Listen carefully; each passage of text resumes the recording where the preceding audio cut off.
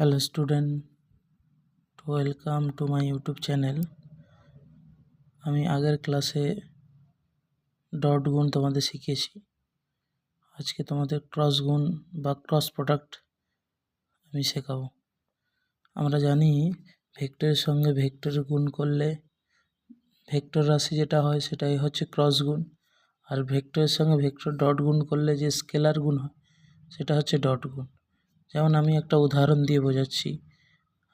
আর vector cross হচ্ছে আর vector সমান এটা হচ্ছে টর্ক, আর আরটা এখানে হচ্ছে অবস্থান ভেক্টর, এফটা হচ্ছে বল, আর এটাকে টাও বলা হয়, এটাকে টর্ক লিখেছি, টাও বলা হয় এটাকে। এর ক্রস গুণের সে গাণিতিক রূপ আমরা কি জানি, এ ভেক্টর ক্রস হচ্ছে বি ভেক্টর সমান A B sine theta N cap. যেখানে এইটাকে যদি এ ভেক্টর ধরি আর এটাকে যদি বি ভেক্টর ধরি, এ আর বি ভেক্টরে যদি মধ্যবর্তী কোণ থিটা হয়, তাহলে এইখান থেকে A vector cross B vector সমান কি লিখতে পারি, A B sine theta N cap. এইখানে এ বি সাইন থিটাটা মান বোঝাচ্ছে আর এন ক্যাপটা তোমার দিক বোঝাচ্ছে, আর এই এন ক্যাপটাকে তোমার ইউনিট ভেক্টর বলা হয়। আর ইউনিট ভেক্টরটাকে আমরা ইউনিট ভেক্টর মানে একক ভেক্টর যাকে বলা হয় বাংলায়, ঠিক আছে, যেটা হচ্ছে দিক নির্দেশ করছে। বাকি এ বি সাইন থিটা এটা হচ্ছে মান নির্দেশ করছে। এটাকে আরেক কথায় আমি লিখতে পারি mod of A vector, mod of B vector, B ভেক্টরের মড আর সাইন থিটা এন ক্যাপ। ঠিক আছে, এটা আমাদের মনে রাখতে হবে। আবার ক্রস গুণের বিভিন্ন বিনিময় নিয়ম, যেমন ডট গুণের বিনিময় নিয়মের ক্ষেত্রে সেম থাকবে, যেমন A vector dot B vector সমান B vector A vector dot B vector, same থাকবে। কিন্তু যেহেতু বিনিময় এখানে হচ্ছে ডট ক্রস গুণ, সেক্ষেত্রে আলাদা হবে। এই জন্যই আলাদা হবে, আমরা কর্কস্ক্রু রুল আমরা শিখেছি। কর্কস্ক্রু রুল যেমন এই ধরো, বা রাইট হ্যান্ড রুল আমরা শিখেছি। বৃদ্ধাঙ্গুলটা যেদিকে নির্দেশ করবে সেইটা হচ্ছে তার হচ্ছে অভিমুখ নির্দেশ করে। হয়তো ধরো এ ভেক্টর থেকে আমরা এই বি ভেক্টর থেকে এ ভেক্টরে এসেছি, বা এ ভেক্টর থেকে বি ভেক্টরে যাচ্ছি।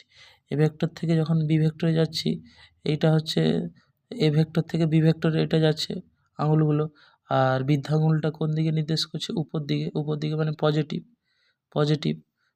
তাহলে এ ভেক্টর আর বি ভেক্টর কী হয়ে যাচ্ছে, পজিটিভ হয়ে যাচ্ছে।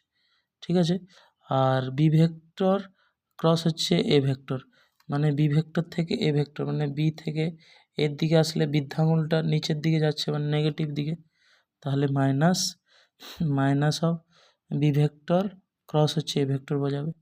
ঠিক আছে, বোঝা গেল।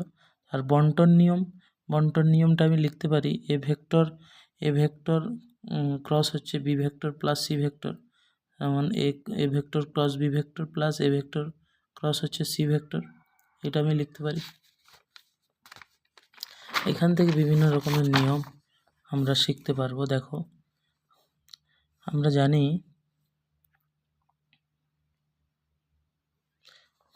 জানি দেখো, আমরা ডট প্রোডাক্টের ক্ষেত্রে কি শিখেছিলাম, I cap dot I cap সমান 1 পেয়েছিলাম। কেন বলো তো, সেখানে কস থিটা ছিল, কস থিটা যখন থিটার মান 0 হয়ে যাবে, কস 0-র মান 1। কিন্তু এখানে ক্রস গুণের ক্ষেত্রে আমার কি আছে, সাইন আছে, তাহলে I cap mod of I cap, তাহলে একে অপরের উপর উপরিপাতিত মানে 0 ডিগ্রিতে, তাহলে 0 ডিগ্রি সাইন 0-র মান কত হয়ে যাবে, 0 হয়ে যাবে এন ক্যাপ। তাহলে একটা 0 হয়ে গেল মানে সবগুলো 0 হয়ে যাবে, তাহলে I cap cross I cap হচ্ছে 0 হয়ে গেল। সেম একই রকমভাবে J cap cross J cap 0 হয়ে যাবে, কে ক্যাপ ক্রস কে ক্যাপ হচ্ছে 0 হয়ে যাবে। কিন্তু যখন উল্টোটা ভাববো, ঠিক আছে, আই ক্যাপ ক্রস হচ্ছে জে ক্যাপ, তাহলে কি হয়ে যাবে, আমার আই ক্যাপ হচ্ছে মড অফ, আর জে ক্যাপের মড অফ সাইন 90 ডিগ্রি, মানে একটা ধরো এইখানে আমি মনে করেছি যে কোনো একটা ঘরের হচ্ছে কোণটা আমি লক্ষ্য করি, একটা এক্স অ্যাক্সিস ধরি, আর একটা ওয়াই অ্যাক্সিস ধরি, আর একটা জেড অ্যাক্সিস ধরি। যদি এক্স ওয়াই আই ক্যাপ আর জে ক্যাপ, আই ক্যাপ হচ্ছে এক্স প্লেনে, আর জে ক্যাপ হচ্ছে ওয়াই প্লেনে, ওয়াই অক্ষে আছে, তাহলে জেড অক্ষটা কী হচ্ছে 90 ডিগ্রি আছে। আর দিকটা কোন দিকে বোঝাচ্ছে, কে এক্স থেকে যে আই থেকে জে এর দিকে যাচ্ছে, মানে বৃদ্ধাঙ্গুলটা উপরের দিকে বোঝাচ্ছে। তাহলে উপরের দিকে হলে যে জেড জেড অ্যাক্সিস, তাহলে এইখানে কী হয়ে যাবে, কে ক্যাপ হয়ে যাবে দিকটা। আমার যেহেতু দিক আছে এন ক্যাপটা দিক বোঝায়, ঠিক আছে, অভিমুখ বোঝায়। তাহলে এখানে আই ক্যাপ মানে এখানে এটা ইউনিট ভেক্টর, ঠিক আছে, ইউনিট ভেক্টর মান সবসময় 1 হয়। আর জে ক্যাপ মানে এটাও একটা ইউনিট ভেক্টর, ইউনিট ভেক্টরের মান হচ্ছে 1 হয়। সাইন 90 ডিগ্রি, সাইন 90 ডিগ্রির মান 1 হয়। সাইন 0-র মান 0 হয়, কিন্তু সাইন 90 ডিগ্রির মান 1 হয়। তাহলে শুধু কে ক্যাপটা পড়ে থাকবে। তাহলে আই ক্যাপ ক্রস হচ্ছে জে ক্যাপ সমান হচ্ছে কে ক্যাপ।